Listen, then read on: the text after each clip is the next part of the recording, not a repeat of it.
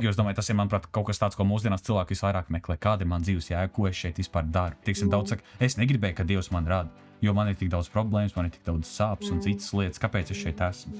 Kā man Mm, atvērt Dievam savu sirdi, mm, jo es esmu tik daudz reižu sāpināts, mm. es vienkārši baidos. Kāpēc mēs darām viens otram pāri, tā jāsaka? Tāpēc, ka mēs paši savas problēmas noliedzam.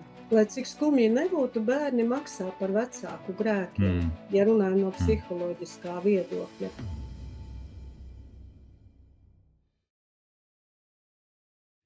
Sveiks, tu klausies Verso dziļāk, un šodien mēs esam atpakaļ ar jaunu video. Nedaudz iepauzēsim ar Mateja evaņģēliju un Jēzus sprediķu uz kalna. Un šodien ar mani kopā ir īpašs viesis, ko esmu ļoti nepacietīgi gaidījis. Tā ir Daiga Sliņķe. Sveika, Daiga! Sveiks!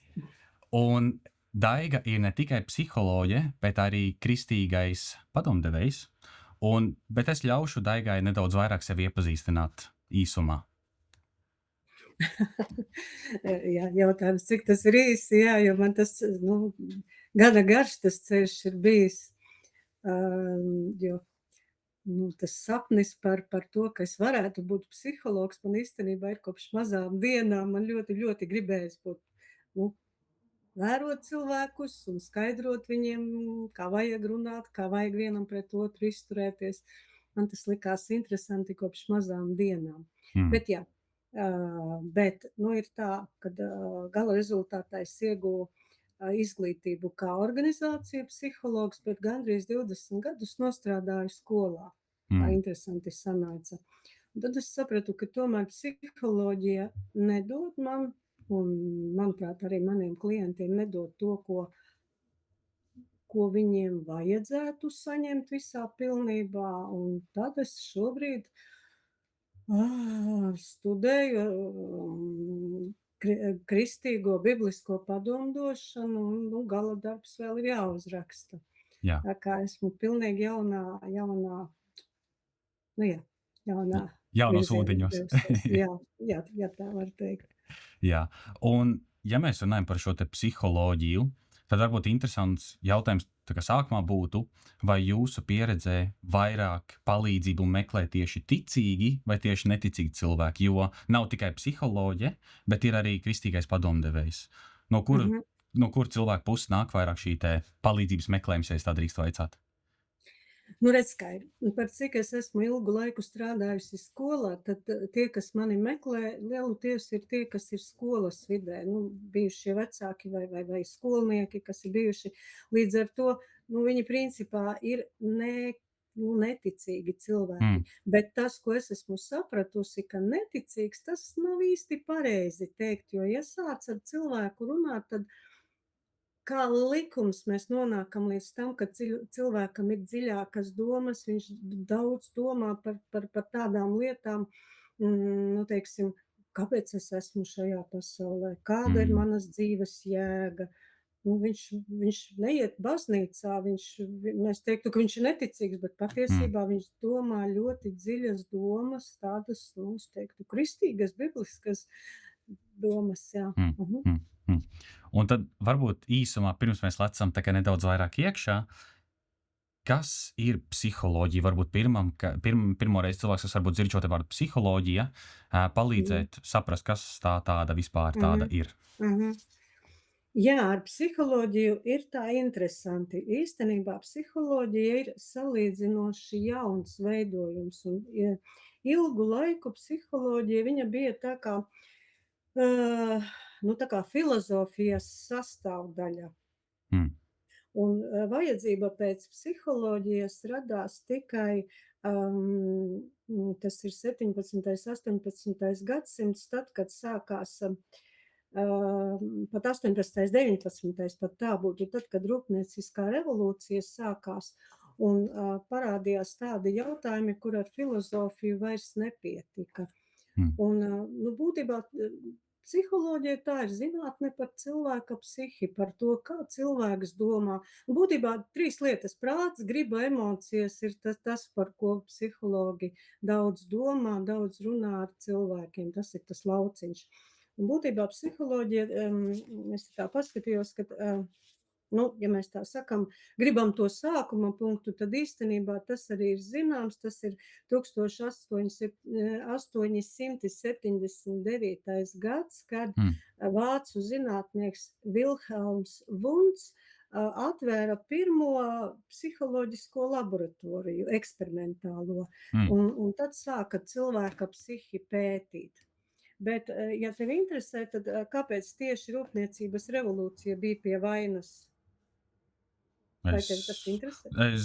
es domāju, ka droši var padalīties. Es domāju, ka Jā, jā, īstenībā, zini, jā, tas ir ļoti tāds, manuprāt, svarīgs jautājums, par ko arī mūsu klausītājiem būtu vērts padomāt, jo, mm, nu, tā rūpnieciskā revolūcija, viņa kaut kur 1720. gads, tas laiks, ja, un būtībā šajā laikā Džons Lombe Anglijā, Darbi pilsētā atvēra pirmo fabriku, kas bija pilnībā mehanizēta. Nu, pilnībā mehanizēta ražotne, ja? mm, Un ar to tad sākās nu, tas, ko mēs šobrīd redzam, ka cilvēki pa lielam vairs neapstrādā zemi, bet ir mm, koncentrējušies pilsētās, strādā, nu, varbūt nevairs tik daudz fabrikās mēs strādājam, mēs pamatā birojos strādājam, bet zini, kas ir interesanti? Interesanti ir tas, ka ir saglabājies tas problēmu loks, kas tajā brīdī aizsākās. Jo kas tad notika? Līdz šim te brīdim, kad šīs te pirmās fabrikas parādījās, cilvēki pa lielam dzīvoja laukos, viņi dzīvoja dabā, mm, saistībā ar dabu. Nav jau tā, ka viņiem nebija problēmu. Bija problēmas, mm, tāpatās, taču kā arī bija cilvēki slimoja smagi, cilvēki mira.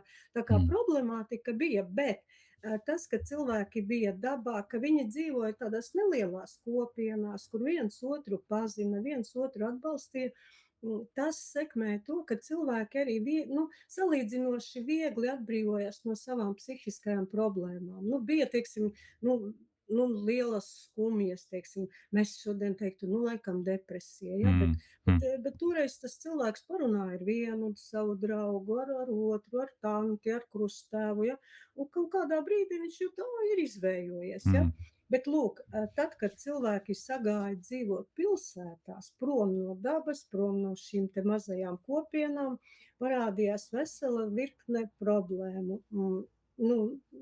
Pirmkārt, pati tā pilsēta kā tāda, kur mēs dzīvojam, ja? mm, mm. Labi, varbūt tu dzīvo mājā, ja? Es dzīvoju mājā, bet pa Jā, lielam cilvēki tomēr daudzi cilvēki mm, dzīvo dzīvokļos. Un ja mm, mēs paskatāmies dzīvoklī, labi, ja es pazīstu visapkārt savus kaimiņus, bet bieži vien es viņus pazīstu un es negribu pat ar viņiem sveicināties.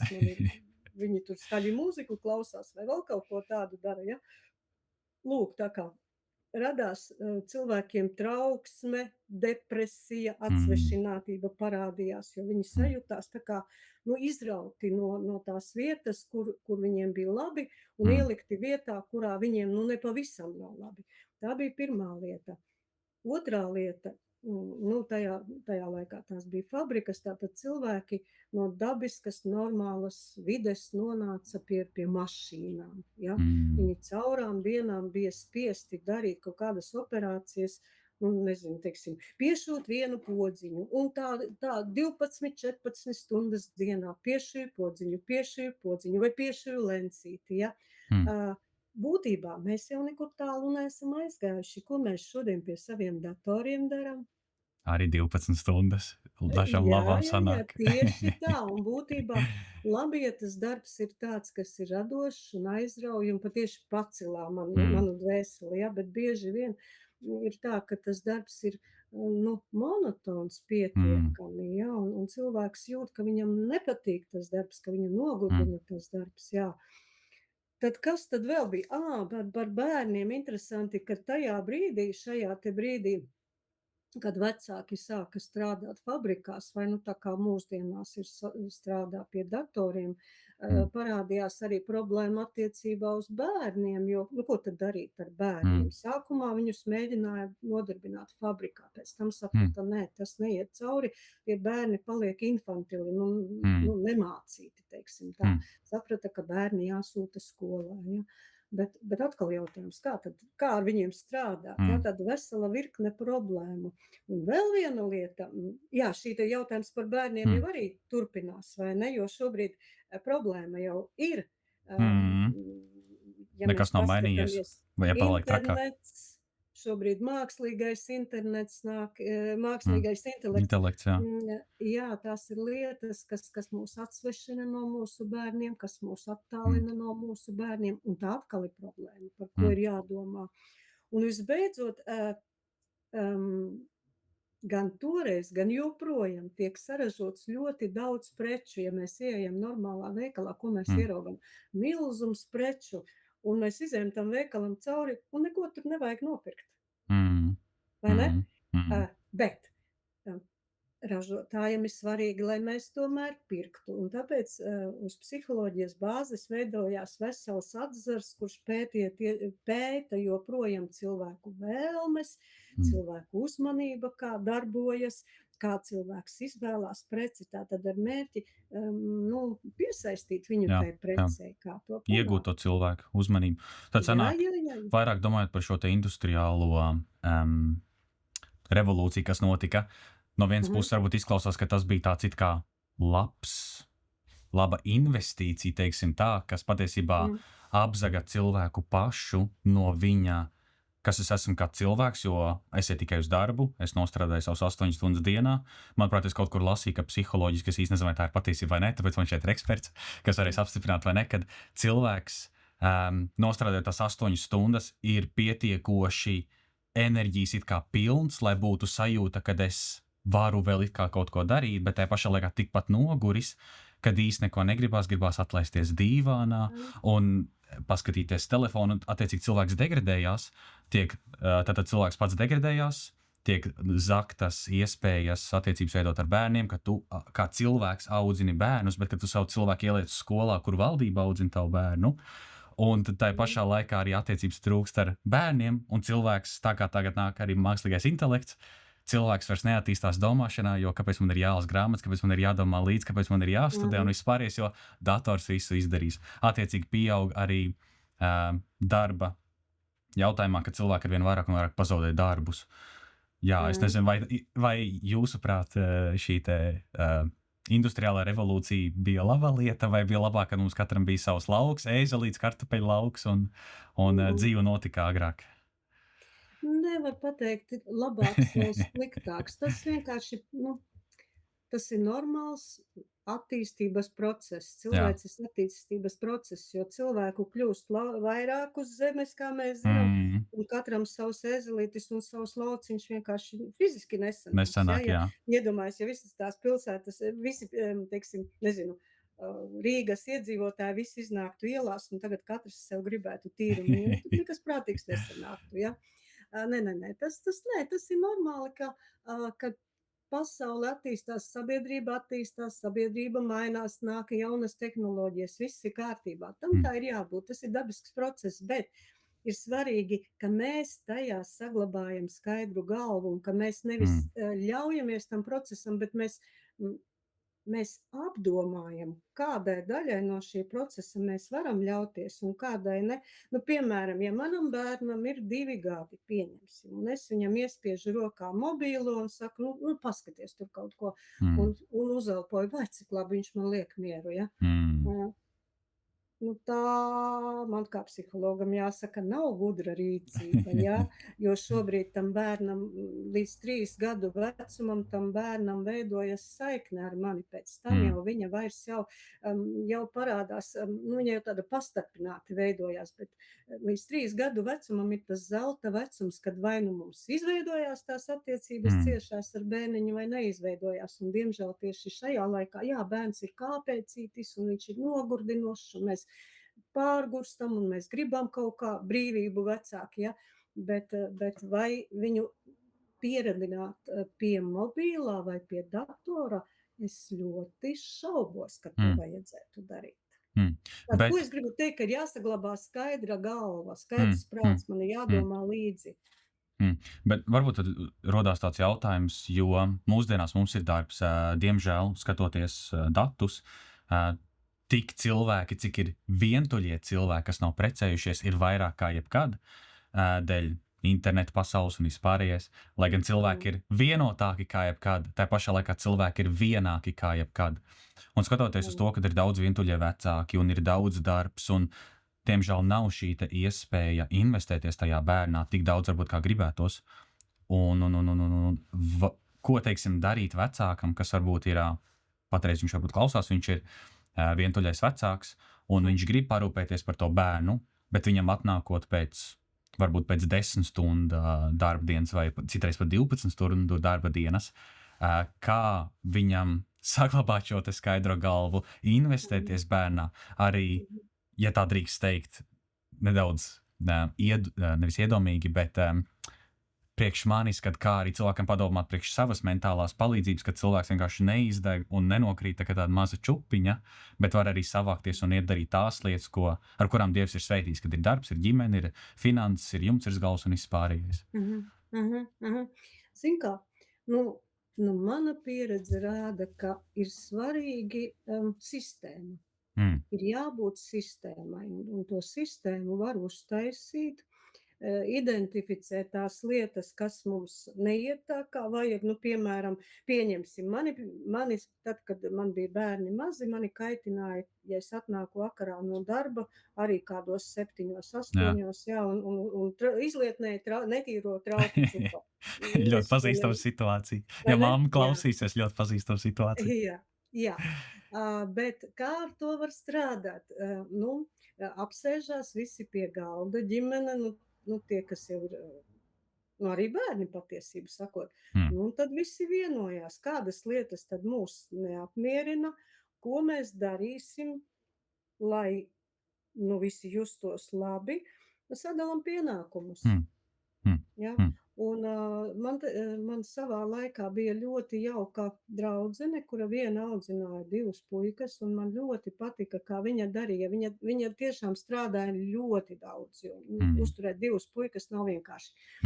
Bet viņai bija princips tāds, ka tad, kad es atpūšos, un viņa principā plānoja savu dzīvi tā, lai regulāri ir tādi atpūtas brīži, kad nav ne telefona, nekas man uzmanību nenovērš, mēs ejam dabā ar teltīm, ar piknikiem, ar ugunskuriem, vienalga. Bet lai ir tie brīži kopā, kad mēs reāli esam kopā, kad man neviens mūs netraucē tajā brīdī, kad man nepazvana no darba, kad man nav jāuztraucās par kaut kādām atskaitēm. Bet atkal, arī tā ir plānošana. Tātad būtībā tā izeja ir plānot savu dzīvi, arī ikdienas darbus, plānot tā, lai maksimāli komfortabli būtu visiem. Bet, ja es drīkstu vaicāt par šo tēmu, nedaudz pamainot, pagriežot stūri pa labi sarunā, mēs runājam par šo te attīstību, par viss mainās, attīstās, mums ir mākslīgais intelekts, mums ir tehnoloģijas, mums ir visādas iespējas un features mūsu dzīvēs. Bet varbūt jautājums ir par to, kad, ja mēs zinām, ka tad, kad mēs paņemam, kad notika šīs skizmas, kad sadalījās draudz un viss pārējais, bija vairāk latiņu valoda, bībelēs un viss pārējais, un noteikti viens svarīgs jautājums, ko es arī gribētu pavaicāt, ir kristietis, kas tagad mūsdienās 21. gadsimtā, viņš var lasīt vārdu, viņš plāno, viņš it kā sarunājās ar ģimenes locekļiem, viņš izplāno visu, bet diemžēl viņam ir, ka viņš nespēja tikt galā ar savu mentālo dzīvi, es atļaušos teikt, un no malas saņem nosodījumu par to, ka tev ir Dieva vārds, tev ir svētais gars, tev nekas vairāk nav vajadzīgs. Un arī kā mēs sākumā runājām, jūs minējāt par to, ka vairāk jums ir bijusi varbūt saskarsmēs, tā drīkst pareizi teikt, ar cilvēkiem, kas nav atzinuši Jēzus Kristu kā savu kungu un glābēju, bet vai tas ir, kā skatīties šim te ticīgajam, kas grib meklēt šeit, teiksim, šo te ekstra palīdzību, bet viņam ir no malas nosodījums, kad man taču ir viss, es esmu šajā te attīstītajā 21. gadsimtā, es pats varu lasīt Bībeli un ir svētais gars un viss, kas nepieciešams, bet es nedrīkst meklēt psiholoģijas palīdzību, jo tad es būšu traks, vai citreiz ir diemžēl tāds uzskats, ka tad man ir, laikam, es esmu traks un man ir vajadzīga mentāla palīdzība. Kā teiksim uz to skatīties? Ai. Nu, gandrīz man vajadzēja pierakstīt jautājumus. Tev bija veseli 3 jautājumi vienā, bet jā. Es ļoti atvainojos. Viss labi, tu man atgādināsi, ja es kaut ko aizmirsīšu. Bet jā, sarunājuši. jā, bet zini kā, jā, to es arī esmu dzirdējusi, ka nabaga kristiešiem pārmet, ka, nu kā, kādas tev var būt problēmas? Tev taču ir Dievs, tu lasi Bībeli, tev ir jābūt visam kārtībā. Bet patiesībā, kur tas ir teikts, ja mēs lasām Bībeli, kurā vietā ir teikts, ka ja tu būsi, kā lai saka, Dievā, tev viss būs kārtībā. Nē, tā nav teikts. Teikts ir, ka ja tu būsi Dievā, Dievs tev palīdzēs iet cauri tavām problēmām. Viņš būs ar tevi, viņš tevi nepametīs. Vai ne, ja mēs, teiksim, Jesajas grāmatu palasam, jā, kad tu esi caur ūdeņiem, tie tevi nepārpludinās, uguns liesmas tevi nesadedzinās. Tad ne jau par ūdeni un ne jau par uguni, nu varbūt arī tīri fiziski par ūdeni un uguni tur ir runa, bet pa lielam jau doma ir tieši par šīm te garīgajām ciešanām, ka tev būs gan asaru traumas, gan tev būs kaut kāda vainas sajūta, uguns, ja, kas tevi dedzina. Tas viss tev būs, bet es tevi nepametīšu. Tas tevi nenogalinās. Uguns liesmas tevi nesadedzinās, ūdens tevi nenoslīcinās, tātad tu nenoslīgsi asarās, jo es būšu ar tevi, es tevi turēšu. Lūk, tā ir tas Dieva apsolījums, kas mums ir dots. Un ja jautājums ir par psiholoģiju, redz, te ir atkal viena interesanta lieta. Es jau teicu, kad sākotnēji vispār psiholoģijas nebija, psiholoģija bija filozofijas sastāvdaļa, ja? Bet tā tad viņa bija, tikai viņa bija integrēta filosofijā. Bet tā jau nebija, kad psiholoģisku pārdomu nebija. Vai tad cilvēkiem kādreiz ir bijis tā, ka viņiem nav prāts griba emocijas? Viņiem vienmēr tas ir bijis, tātad tas ir bijis. Cita lieta, ka šobrīd ir sāsinājusies vajadzība iegūt skatu no malas. Un lūk, es domāju, ka tieši tas ir tas labākais, ko šie te speciālisti, gan psihologi, gan psihoterapeiti, ko mēs varam iedot. Mēs esam, kā lai saka, mēs neesam ieinteresētas personas. Nu, ja, piemēram, pie manis nāk, nezinu, nu, nav svarīgi, kurš pie manis nāk, bet stāsta par savām, nu, teiksim, attiecībām ģimenē, ja? Es nepazīstu to ģimeni, es klausos, ko man stāsta, un es mēģinu, nu, tā kā veidot galvā schēmu, saprast, kurš ar kuru tur draudzējās, kurš ar kuru strīdās, dēļ kā tur strīdās. Un tad es vienkārši izstāstu, kā es to bildi redzu. Un ar to, manuprāt, gan psihologs, gan psihoterapeits ir labs, jā, ka mēs iedodam tādu objektīvu skatu no malas, izējot no savām zināšanām, no pieredzes. Turklāt, mīļie, vēl ir jāņem viena lieta, ja, nu tas, nu, teiksim, tādā kā Latvijā, kas ir postpadomju valsts, ja, mums ir ar vārdu, ar tiem visiem vārdiem, kas sākās ar psih, mums ir tādas īpašas attiecības, jo savā laikā, ja padomju varai kāds nebija izdevīgs kāds cilvēks, tad viņu, ko ar viņu darīja, viņu iespundēja psihiatriskajā slimnīcā, jeb tā saucamajā psihenē. Un tas, nu, diemžēl mūsu sabiedrībā ir saglabājies. Ja dzird vārdu, kas sākās ar psih, tad cilvēks saķer galvu un ak šausmas, vai tad ar tevi jau ir tik slikti, ja? Bet patiesībā tā gluži nav. Turam prātā, ka ar šo te zilbi psih sākās vairāki vārdi. Pirmkārt, tas ir psihologs. Psihologs, tas ir pētnieks. Pamatā mans uzdevums ir pētīt, izmantojot dažādas metodes, saprast, kas ar cilvēku notiek. Ja? Tad ir psihoterapeits. Tas ir cilvēks, kurš viņš darbojās līdzīgi kā mediķis terapeits, bet viņš izmanto vārdu. Viņš nedod zāles. Psihoterapeits jums zāles nedos. Viņš izmantos dažādas metodes, lai ar vārda palīdzību jums palīdzētu atvesļoties, tieši garīgi, mentāli atvesļoties. Nu, un tad ir psihiatrs, tas tiešām ir ārsts, un tas gan var uzrakstīt, ka jums ir jābrauc uz slimnīcu ārstēties, un tas arī jums zāles rakstīs. Bet redz, veseli 3 speciālisti ar vienu sākumu, ja? Un tas, ja cilvēks saka, ka viņš nāk pie psihologa, patiesībā no manas skatu punkta tas ir ļoti veselīgi, jo tas nozīmē, ka šis cilvēks nopietni domā par savu dzīvi, nopietni domā par savu ģimeni, par savu darbu, un viņš grib skatu no malas, viņš grib sakārtot savas domas, lai būtu efektīvāks. Tā kā patiesībā sakot, tik muļķīgi to neizmantot. Es teiktu tā. Ar psihoterapiju drusku citādi. Tā būs ilgtermiņa, tā jau būs reāla ārstēšanās, un tas arī ļoti dārgi maksā, un tas arī laikietilpīgi ļoti. Jā. Bet mēs arī iesākām sarunu par to, ka bērnam ir tā telefona un viss pārējais, un es pat īsti nezinu, kurā gadā parādījās viss tā tehnoloģija un viss pārējais. Bet vai jūsuprāt, pirms es uzdošu jautājumu, es paskaidrošu. Pēdējā laikā esam pamanījis to, ka ir ļoti daudz, teiksim tā vecais kalums cilvēki, kas ir, teiksim, vecāki nekā es, pieņemsim, teiksim, uz 40 un augstāk. Un viņi iet savās dzīvēs, daudz no viņiem ir nelaimīgi, daudz no viņiem ir laimīgi, iet savās ikdienas dzīvēs, dara savu darbu un vienkārši sagaida, kad pienāks viņa pēdējā diena, ja tā drīkst teikt, varbūt izklausās skarbi. Un, kad ar viņu mēģina runāt par Dievu, tad viņam ir tāds, ka jā, tas ir brīnišķīgi, ka man bērni tic Dievam, tas ir skaisti, bet man nevajag, es pats tikšu galā ar savu dzīvi. Un tad ir šis te jaunais kalums, ko es esmu pamanījis, ja tā drīkst teikt jaunais kalums, smieklīgi izklausās, bet ir cilvēki manā vecumā un jaunāki, kas ļoti cīnās ar depresiju, ar izdegumu, ar to, ka nevēlas dzīvot, nav dzīvē jēga, ka mēs esam radīts, un pat, lai gan viņi ir ticīgi, viņi savu identitāti, teiksim, tā ir atraduši Dievā, bet tāpat viņiem ir, teiksim tā, viņi ir padevušies savā dzīvē. Kāds jūsuprāt ir iemesls, kāpēc jaunieši mūsdienās, teiksim, šī jaunā paudze ir tik ļoti padevusies, vai tā ir, kad viņi nespēja komunicēt, vai viņiem ir bijuši telefoni viņu visas dzīves, vai ir kaut kas cits, kaut kāds traucēklis, ja tā drīkst teikt?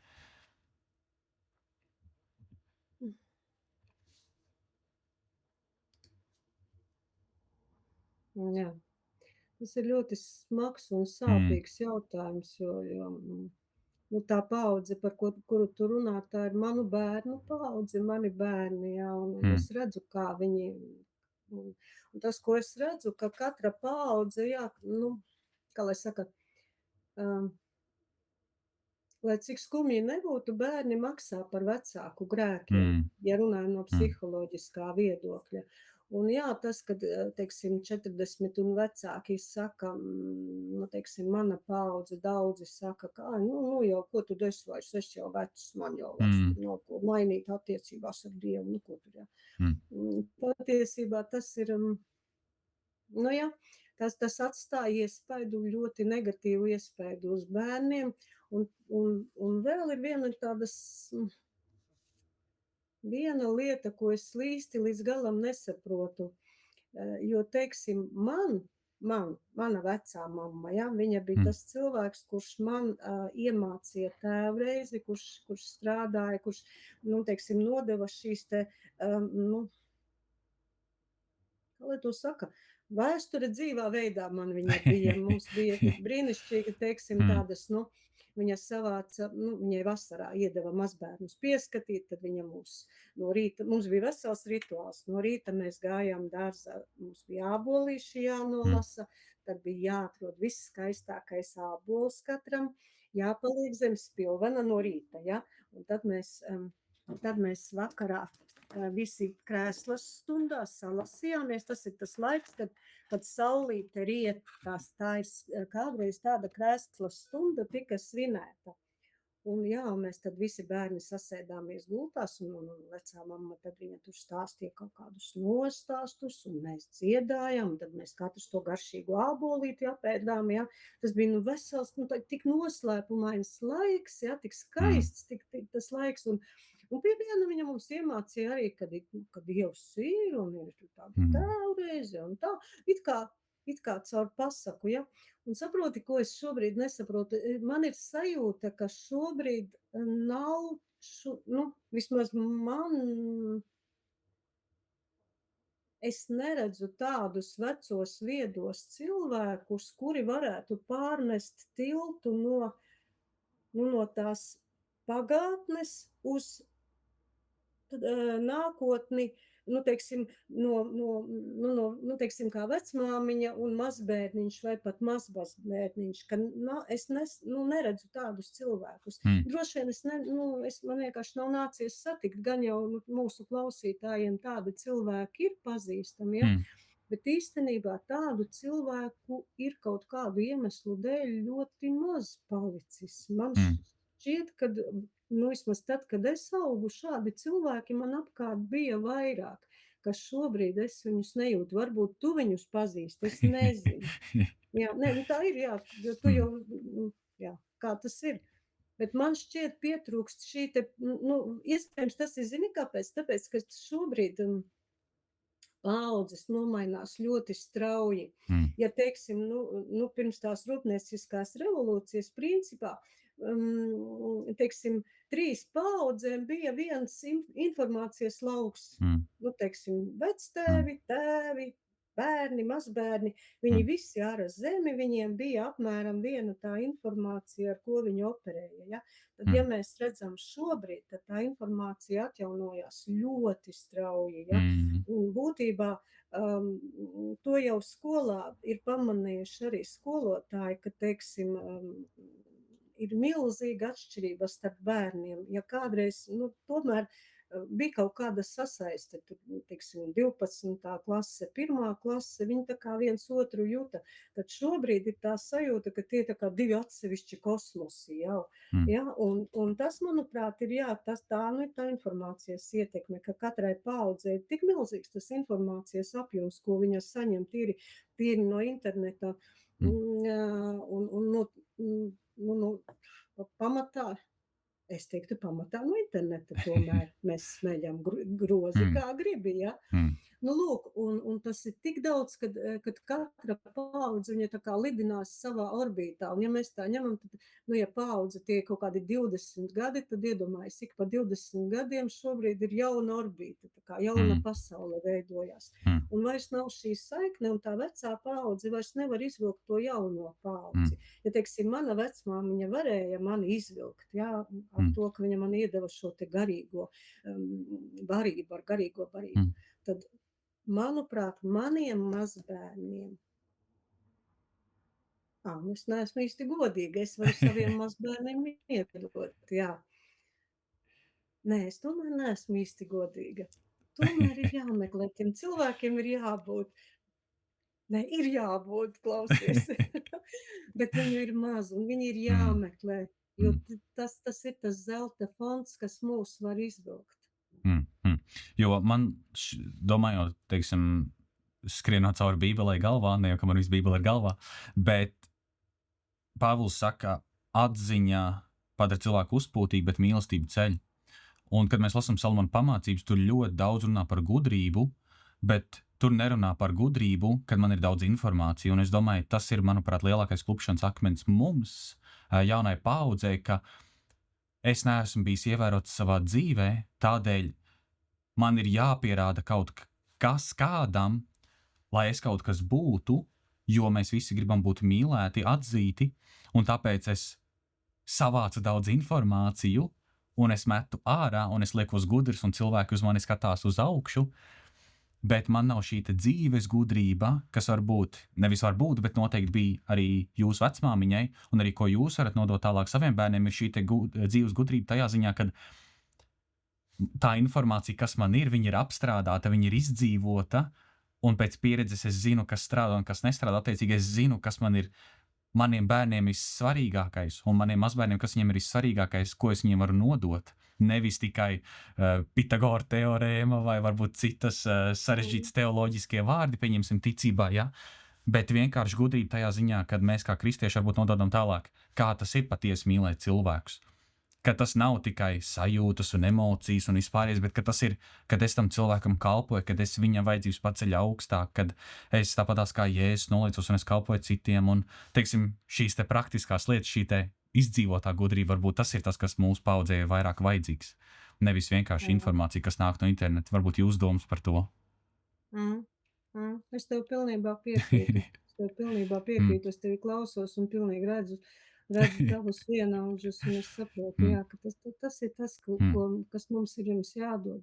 mm, Un, jā, bet, nu, redz, atkal tā labā ziņa ir tā, un kāpēc es tomēr eju šo te ceļu, šo te kristīgo ceļu, kristīgā padomdošana, kad, ko Dievs saka, kas ir teikts, ka ja arī mans tēvs un mana māte mani atstātu, es tevi mm, neatstāšu, Dievs saka, ja amen. viņš apsola. Mm, Un būtībā tas, es negribu idealizēt savu paudzi, arī mums ir daudz, nu, arī būtībā arī mums ir šī tukšuma sajūta, tāpēc, ka arī mm, mūsu vecāki, man bija laimīga bērnība, jo man bija vecmāmiņa, ja?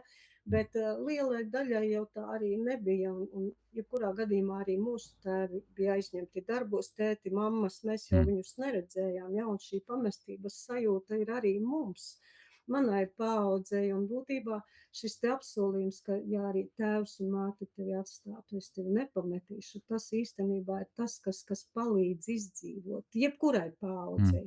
Jebkurai mm, paaudzei. Tas būtu tas, pie kā mums jāķerās. Jo vai tad Dievs nezina? mm, Dievs ļoti labi zina, kā veidojās pasaule un kā notiek attīstība. mm, Jo mēs jau paši redzam, ja, kad, teiksim, ja mēs lasām Bībeles sākumā, cilvēki 900 gadus dzīvoja, tad mm, jau Dievs viņiem jau saīsina to mūžu, vēl viņš mm, saīsina. Kāpēc viņš saīsina cilvēka mūžu? Tāpēc, ka viņš redz, ka tas grēks vairojās, cilvēku mm, nežēlība pieaug, neiecietība vienam pret otru, mīlestība iet mazumā. Arī mm, par to jau Bībelē tiek runāts, ja, ka šīs cilvēki cietīs, briesmīgi cietīs, ja. Dievs to visu zina, viņš zina, kāda ir šī te, cilvēka attīstības dinamika, un tieši tāpēc viņš saka, bet es tevi nepametīšu. mm, Es būšu ar tevi, es tevi nepametīšu. mm. Bet varbūt aiz šīs pamestības daudzi kristieši varbūt to zina, un varbūt daudzi vēl vairāk to nezina. Tajā ziņā, kad praktiski nesaprot, nevis kā pārmetums, bet vienkārši kā fakts. Un varbūt tāpēc ir tik daudzi, kas cīnās ar šo vientulību, izsmeltību, es emocionāli tiek galā, un vienkārši, ko es vispār daru ar savu dzīvi. Kad, Mm. Mm. vai tas ir tas galvenais, kad Dievs vienmēr būs ar mani, vai tomēr ir vēl kaut Mm. kādas lietas, kas mani ietekmē, kad, Mm. Mm. jā, par Mhm. dzīves jēgu, jo es domāju, tas ir, manuprāt, kaut kas tāds, ko mūsdienās cilvēki visvairāk meklē. Kāda ir mana dzīves jēga, ko es šeit vispār daru? Kāpēc es esmu radīts? Jo es negribēju, teiksim, daudz saka, es negribēju, ka Dievs man rada, jo man ir tik daudz problēmas, man ir tik daudz sāpes un citas lietas. Kāpēc es šeit esmu? Redzi, tā jau ir tīrā psiholoģija, par ko tu tagad jautā, jo redzi, tas, kāpēc jautājums jau nav par to, ka cilvēks nezina par Dievu, un Mm, cilvēks arī zina, ka Dievs viņu mīl, bet jautājums ir par to, kā man mm, atvērt Dievam savu sirdi, mm, jo es esmu tik daudz reižu sāpināts. mm, Es vienkārši baidos. mm, Cilvēks varbūt to pat neapzinās ar prātu, bet neapzinātā līmenī, ja? Līdz pat panikas lēkmēm. Nē. Jo redzi, kur ir tā sakne, ja? Tad, kad bērniņš piedzimst, mazs bērniņš, viņš būtībā ir pilnībā uz 100 punktiem atkarīgs no mammītes. mhm, Mammīte viņu baro, mammīte viņam pārmaina pamperīšus, mamma patiesībā ir bērna dievs. mm, Tad, kad bērniņš paaugās, viņa dzīvē ienāk tētis. Tātad tētis tā ir tā kā otrā persona. Ja? mm, Nu, un tad visi pārējie tur nāk, visi radi, mm, draugi, un tā tālāk. Nu, bet iedomājies, ja tagad mums mamma ir aizņemta, tētis ir aizņemts, ja tā tad Dieva nav, piedod, bet nu mamma bija bērna Dievs, es teicu, ja. mhm, Tātad, ja mammas nav, mamma ir aizņemta, tātad Dieva bērnam nav. mm, Nu, un tagad pasaki, nu, tādam cilvēkam, kad viņš jau ir sasniedzis, nezinu, nav pat svarīgi cik, pasaki, nu, tādam cilvēkam Dievs ir un Dievs tevi ļoti mīl. Bet viņa mm, pieredze no bērnības, no mhm, dzimšanas rāda, ka nekā. Tad, kad mm, man vajadzēja, tad, kad es tajā gultiņā raudāju, tajā slapjajā pamperī un badains, mamma nelikās par mani nezinis, tad ko jūs man te stāstat, pasakas, saproti? Un tā, nu, reāli ir nu, tā ir tāda Tur var palīdzēt gan psiholoģija, gan psihoterapija, gan šī te kristīgā padomdošana, jo te ir svarīgi runāt par šīm lietām, mm, mm, runāt. Nu, teiksim, mana pieredze ir tāda, ka attiecībā uz maniem vecākiem es esmu strādājusi pati ar savu sirdi, ar savu neveiksmīgo bērnības pieredzi. Un jā, man ir bijušas psihoterapijas, jā, bet kas bija manā gadījumā ļoti svarīgi, ka es jau biju kristiete, es biju ticīgs cilvēks, un tad, kad bija šī psihoterapija, es lūdzu Dievu. mm, Tajā laikā Dievs nāca, esi šeit, esi vadi mani, strādā ar mani, ja. Un tad tas bija efektīvi. Pretējā gadījumā, ja mēs atmetam tajā visā Dievu, tad pastāv liela varbūtība, ka mēs atradīsim tajā visā, ko mēs tur šajā terapijas procesā, ka mēs galu galā atradīsim tikai paši sevi, tikai dziļākā līmenī. Bet, kā mēs zinām no Bībeles, tad nav manī nekā laba. Cilvēka dabīgajā miesā nav nekā tāda, par ko varētu teikt, jā, cik labi, cik viņa ir lieliska. mm, Nav. mm. Ja? Un, Tā kā jā, mana sirds ir ļauna no mazām dienām. Arī par to ir Bībelē teikts, ja? Un ja mēs atmetam Dieva realitāti un meklējam tikai ar šīm te laicīgajām metodēm, tad būtībā mēs ieraugam tikai savu sirdi, tikai dziļāk un koncentrējamies uz to, ko man vajadzētu, lai es labāk justos. Ja? Un tas būtībā vairo tikai manu atsvešinātību.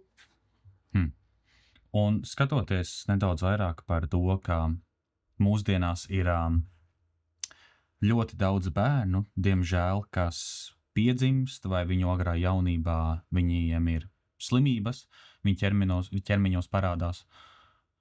Citi cilvēki saka, ka tas ir no pārtikas, kā mēs runājam sākumā, kad ir šī industriālā revolūcija, tiek vairāk un vairāk ražot šī pārtika, kas īsti nav veselīga. Un ir citi atkal saka, ka tas ir garīgs jautājums, ir citi saka, ka tas ir, kā mēs runājam, arī par tēvu un mātes grēkiem. Varbūt kāds ir jūsu uzskats tajā, ko kristieši varbūt pārprot, kad ir runa par šīm garīgajām slimībām. Kāpēc man ir šī garīgā slimība, vai es no viņas varu tikt vaļā, vai es nevaru no viņas tikt vaļā, un vai tas ir manu grēku dēļ, manu vecāku grēku dēļ, vai man ir jāvaino mans vietējais ēdienu ražotājs, teiksim tā. Kāds ir jūsu skatījums tajā visā? Visas slimības jau nav vienādas. Jā, Protams. teiksim, es zinu, ka visbriesmīgākās novirzes organismā ir bērniem, kuru vecāki ir lietojuši narkotikas. Jo tur ir tādas briesmīgas tās novirzes. Es tagad negribu viņas analizēt, bet jā. Tātad tur tiešām var teikt, ka vecāku grēki atspēlējas pie bērniem. Un arī alkohola lietošana pastiprināt. Atsakot šīs ķīmiskās vielas, jā. Bet vai visu var norakstīt tikai uz to? Skatoties kāda slimība, teiksim, es ļoti domātu, ja ir jautājums par depresiju, ja ir jautājums par izdegšanām, par tādām lietām, jo tomēr man šķiet, ka tas ir vairāk atkarīgs no mūsu attāluma no Dieva. Ja? Jo te man tā kā drusku nāk prātā tas stāsts par pazudušo dēlu, ja? Kad viņš tik priecīgi aizgāja pasaulē prom no tēva, un tad, kad nonāca pie cūkām, tad viņš attapās, ka jāiet atpakaļ pie tēva. Un man šķiet, ka reizēm mēs arī nonākam, teiksim, mēs esam pārslogoti darbā, mums ir 101 pienākums, un mēs pat neredzam, ka mēs jau esam aizgājuši no Dieva tik tālu, ka reāli pie cūkām esam nonākuši. Ja? Tā kā tur ir jāskatās. Ja? Bet tur patiešām, lai saprastu, tur gan ir vajadzīgs speciālists. Teiksim, man šķiet, ka ir prātīgi, ja ir kāda problēma, tagad es kaut kā uz tiem bērniem, tāpēc, ka man ar bērniem vairāk pieredze ir, ka tomēr ir labi, ja mēs pārbaudam pa visām jomām, paskatāmies, ko saka neirologs, tātad kā smadzenes strādā, tīri funkcionē, kā. kā sistēma, ko saka psihiatrs, jā. Mm. Un tad mēs saprotam, jā, ko psihologs redz tajā visā. Un tad saliek visas šīs te informācija visu kopā, un tad var izsecināt. Mm. Tā kā, no tādām pārbaudēm nav, manuprāt, nav jābaidās. Bet, jā. Es tiešām vēlos cienīt jūsu laiku, un tad Jā. varbūt pirmspēdējais jautājums būs, tomēr, teiksim, es pieņemu, ka varbūt lielākā cilvēka daļa, kas klausās, ir ticīgi cilvēki, un varbūt jūsu skatījums, kā mēs, kā kristieši, un arī daļa no draudzes, kā mēs varam draudzes padarīt par drošākām vietām cilvēkiem, kuriem nav viss kārtībā.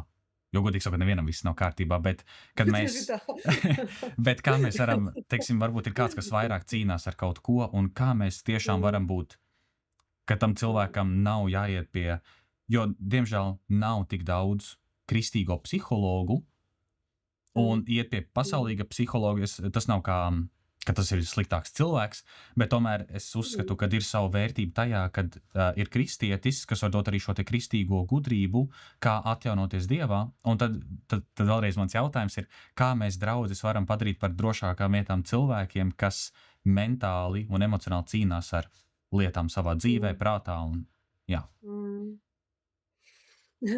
Skaisti jau būtu, ja mēs varētu katrs draudzes loceklis apņemties savā sirdī, kad es praktizēšu Dievu mīlestību un es mācīšos mīlēt tā, kā mīlēja Jēzus un pirmkārt netiesāšu. Netiesā, lai tu netaptu tiesāts, jā. Netiesā, tam otram ir problēma, lūdzu, viņš mokās ar savu problēmu, netiesā, vismaz tu viņu, jā. Tātad pieņemt otru tādu, kāds viņš ir, bet es saprotu, tas tā ir vairāk tāds kā vēlējuma izteiksme, jo mēs jau esam, kā tu pats teici, ja, nav jau nav īsti normāls cilvēks, neviens, katram ir kaut kāda sava, tā novirze no tā vidēja aritmētiskā cilvēka, ja, katram ir savs knifiņš, ja. Tas, ko mēs daram, teiksim, tajās draudzēs, kur ir mans vīrs, to mēs esam sapratuši, ka labi palīdz, ja ir, ja draudze, visa nekad neiesaistīsies, bet, tie, kam ir interese no draudzes, iesaistās kādās programmās. Piemēram, pat Rīga vecā Ģertrūdes draudze, viņiem beidzās dvēseles dziedināšanas kurs. Mācītājs Krists Kalniņš vadīja, mācītājs Oskars Smoļaks vadīja, un mums bija grupiņa, kas šim izgāja kursam cauri. Tas deva tādu padziļinājumu, skatu uz savām problēmām. Jo redz, kāpēc mēs daram viens otram pāri, tā jāsaka? Tāpēc, ka mēs paši savas problēmas noliedzam. Jo tajā brīdī, kad es saprotu, ka man ir problēma un man sāp, un es negribu, ka man baksta tajā problēmā, pirkstu uz viņu norāda, tad es arī uz tiem citiem skatos citādi, ja? Bet tur vajag to dziļumu dabūt, ja? Un tad ir jautājums, kā viņu dabūt. Tad kopumā, ja es tā drīkstu nopaļot to nedaudz, ir, kad cilvēki tiešām vairāk iesaistās un mīl, vai cilvēkus, kad panāk pretī, uzklausa, parunā, iedrošina, vai varbūt... Jā. Gan. Jā, es saprotu to, ka,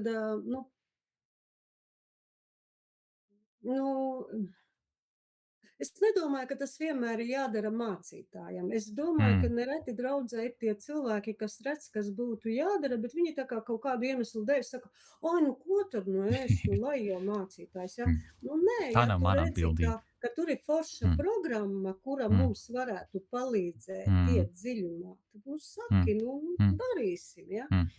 Bet jā, ir jādara viss, lai cilvēki labāk apzinātos katrs pats sevi, kas viņā notiek. Un tad, manuprāt, arī tā pieņemšana būs un arī tā mīlestība būs. Vismaz man tā gribas ticēt, ka tā. Amen, amen, amen. Es arī personīgi ticu tam, ka, ja mēs, kā Jēzus saka, viņš dod šo te līdzību šim te farizējam, aizmirst latviski, kā viņu sauc, par to, kad viņš prasa šī ta sieviete, kas man skūpst kājas un vispārējo, viņai bija daudz piedots, un tāpēc viņa daudz mīl, un šim te farizējam liekas, ka viņam ir maz piedots, tāpēc viņš maz mīl, un es uz to parasti skatos to tā, ka es uzskatu, ka mums visiem ir ļoti daudz piedots, bet mēs to nesaprotam. Un jo vairāk es pieaugu Dievā, es arvien vairāk un vairāk saprotu, cik daudz man ir piedots, un no tā, cik es noprotu, cik Dievs ir bijis žēlīgs pret manīm, ka man vairāk gribās to mīlestību parādīt pret cilvēkiem, man gribās viņus svētīt, man gribās palīdzēt, un man gribās iedrošināt, un ar visiem parunāt, un visus uzklausīt, bet, diemžēl, laiks ir tikai tik daudz, cik ir, un citreiz arī cilvēki var izdegt tajā, kad viņi grib palīdzēt visiem, bet tas vienkārši viss ir par daudz. Un tad, Jā. jā. Tas ir pa daudz, jā, bet es tev piekrītu, jā, kad jo labāk mēs apzināmies savas sāpes, jo uzmanīgāki mēs būsim pret citu sāpēm. Jo Amen. sāp jau visiem, nav cilvēka, kuram nesāp. Jā. Tā tas ir. Un tad pēdējais jautājums, ar ko es gribētu nobeigt, ir tāds domu apkopojums tajā ziņā, ko jūs vēlētos nodot pilnīgi katram klausītājam, varbūt kaut kāda pēdējā atklāsme vai kaut kas cits, vai arī tas, par ko mēs visi esam runājuši, kas cilvēkiem palīdzētu aiziet no šīs te sarunas ar to, ka, jā, es šito satvēru, paņēmu tuvu pie sevis un ar to iešu tālāk savā ikdienā, attiecībās ar Dievu un visā pārējā. Tā rakstu vieta. Meklējiet, tad jūs atradīsiet, klaudziniet, tad jums taps atvērts, lūdziet, jums taps dots, ja? Kad meklējam domu biedrus, meklējam iespējas, ja vajag, meklējam arī psihologa palīdzību, psihoterapeita palīdzību, nepalikt tajā, jo briesmīgi ir, ja cilvēks paliek viens un izdara kaut kādus secinājumus, kā, man nevar palīdzēt, tā ir mans liktenis, man jācieš. Nē. To Dievs nav teicis. Dievs sūtīja savu dēlu pasaulē tieši tāpēc, lai katrs, kas viņam tic, tiktu izglābts. Ja? Tātad Dievs grib, lai katrs tiek izglābts. To pēc Jēzus ir apliecinājis, ka mana tēva prāts ir, lai katrs, kas tic, lai viņš tiktu izglābts. Tad mīļie, neļausimies. Tas ir tas melu gars, tas maldu gars, kas mūs apstulbo un kas mums tā kā rāda bezizēju. Tā nav patiesība. Tā nav patiesība. Un, jā. Jā. Vai es varētu palūgt, Daiga, kad jūs aizlūdzat par katru klausītāju, un tad arī, protams, pēc tam es uzdošu, ka jūs nedaudz varat arī padalīties par sevi, kur cilvēki var jūs sasniegt un kā jūs varat sasniegt, un padalīties, ka jūs arī padalīties par citām lietām, ko jūs varat piedāvāt, bet vai būtu iespēja, ka jūs varat aizlūgt par klausītājiem? Tēva, Dēla, Svētā gara vārdā. Mīļais debes Tēvs, caur Jēzu Kristu svētajā garā. Mēs no sirds pateicamies par šo laiku, ko mēs bijām kopā tavā priekšā, ko mēs runājam par šīm lietām, kas ir svarīgas mums, un mēs ļoti ceram, ka šīs lietas ir svarīgas arī tiem cilvēkiem, kas mūs klausās. Un Tēvs, mīļais Tēvs, lūdzu sūti savu svēto garu, lai ik viens klausītājs, kas klausījās mūs, lai viņš sajūt tavu pieskārienu un lai viņš meklē, lai viņš klaudzina, lai viņš meklē un, kungs, palīdzi. Tu redzi, cik daudz ir cilvēku, kuriem sāp sirds, kuri ir vieni, kuri ir darbā no rīta līdz vakaram, kuri iespējams vieni audzina bērnus, kungs. Tu visu to redzi, tu zini mūsu sirdis, tu pazīsti mūsu sirdis, tu zini, kā tās sāp un cik ļoti tām vajadzīga tava palīdzība. Tēvs, tad lūdzu, izlai savu mīlestību mūsu sirdīs, izlēp savu mīlestību par mums un šķīstīt Tēvs mūs sava dēla asinīs. Lai Jēzus Kristus asinis mūs nomazgā no visiem sārņiem, kas mums ir pielipuši no šīs pasaules, un lai patiesi mūsu sirdis tīras, brīvas, priecīgas, lai tās atverās tavam vārdam, tavam dziedinošajam vārdam, Tēvs. Piepildi mūs ar savu svēto garu. Velc mūs pie sevis, ved mūs uz pareizā ceļa, tā lai patiesi mēs sadzirdam tevi, lai mēs saredzam tevi, un lai patiesi mēs tuvojamies tev, jo mēs ticam, ka tava griba ir, ka mēs visi tiekam izglābti, visi, kas esam atsaukušies tava dēla vārdam, kas esam sadzirdējuši tavu aicinājumu. Jo tavs dēls ir teicis, ka neviens nevar nākt pie manis, ja viņa nevelk Tēvs, kas mani sūtījis. Tēvs, tātad, ja mēs esam šeit, ja mēs klausamies, ja mēs jūtam dievišķās ilgas, tātad mēs esam kaut kādā brīdī dzirdējuši tev aicinājumu. Tad Tēvs velc mūs pie sevis un patiesi pildi mūsu sirdis ar savu brīnišķīgo mīlestību, ar savu dziedinošo svēto garu. Jēzus Kristus vārdā. Amen. Amen, amen, amen. Paldies, Daig. Un varbūt kāds, kas ir klausījies šo te, un viņam ir tāds, ka, jā, es noteikti gribētu sazināties ar Daigu, gudrs tiešām cilvēks, kā viņiem būtu iespēja sazināties ar jums un varbūt lūgt arī palīdzību vai citas lietas, un arī es gribētu, ka jūs nedaudz arī varat padalīties par jūsu mācītāju māju un par šo te, ko mēs esam runājuši ārpus kameras, teiksim tā. Nu jā. Jā, es šobrīd tiešām dzīvoju ļoti vecā mācītāja mājā, 1761. gadā celta, tāda veca guļbūves ēka, jā. Un lēnā garā mēs viņu tā kā atgūstam, jo te ir bijušas dažādi cilvēki dzīvojuši. Protams, te mācītājs vienmēr ir dzīvojis, bet ir arī bijusi kāda daļa nekristīgiem cilvēkiem, neticīgiem cilvēkiem padomu laikā piešķirtam. Tā kā mēs šo māju lēnā garā atveseļojam, un te mums ir tāds rekolekciju centrs izveidots. Rekolekcijas, tas nozīmē tā kā no vārda kolekcionēt. Mēs tā kā kolekcionējam, savācam garīgās vērtības vienkop. Rekolekcijas to nozīmē tā kā šo te garīgo vērtību meklēšana, iegūšana, savākšana. Un tikko arī beidzās klusuma rekolekcijas, tas nozīmē, ka cilvēks atbrauc pie mums un viņš te dzīvo, viņš te ēd, viņš te guļ, un viņam ir garīgais vadītājs, un tad viņš tā kā reizi dienā šo garīgo vadītāju tiekas, un viņam tiek doti uzdevumi uz nākamo 24 stundām. Tie ir saistīti ar rakstiem, tās ir rakstu vietas, ar kurām cilvēks meditē, un tad, ko viņš tur tā kā sarunās ar Dievu sapratis, ko viņš ir satvēris, tad to viņš atkal pārunā ar garīgo vadītāju. Lūk, tāda brīnišķīga lieta, jā. Un šī mācītāja māja atrodas Gaujienā, ļoti skaistā vietā, tepat ir Gauja garām tek un vecas Livonijas ordeņa pilsdrupas arī tepat ir netālu. Un, jā, tāda interesanta, sena kristīgs centrs, jā. Un kā ar mani var sazināties? Viss vienkāršāk, protams, ir WhatsAppā. Jā. Es gan reti, kad esmu pie telefona, tas nozīmē, ka vienkārši sūtīt man īsziņu, vai uz e-pastu atsūtīt īsziņu. Katrā gadījumā, un tad jau es atsaucos. Jā. Vai tas būtu ok, ja es video aprakstā ielieku jūsu e-pastu un jūsu numuru, ja kāds vēlas sazināties? Jā, droši, ja kādam, jā.